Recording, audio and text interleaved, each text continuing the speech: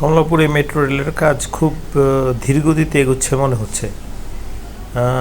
এখন অনেক আগের মতো খুব শ্রমিকদের সমাগম দেখা যাচ্ছে না। খুব হচ্ছে কাজ, কিন্তু গতিটা একটু কম। কেন কম বোঝা যাচ্ছে না।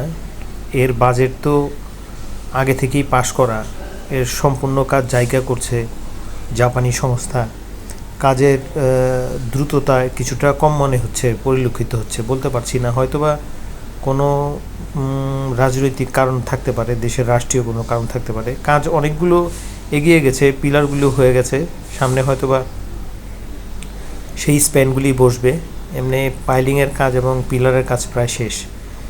এটা বাংলাদেশের জন্য খুবই ভালো একটা কাজের উদ্যোগ। কাজটা করছে জাপানের জায়গা। 1 কিলোমিটার মতিঝিল, কমলাপুর থেকে মতিঝিলের 1 কিলোমিটারের কাজটা হচ্ছে। এটা এডিশনাল একটা কাজ। কাজটা এগুচ্ছে। আপনাদের অনেকদিন পরে মেট্রো রেল সম্পর্কে একটু অবগত করলাম।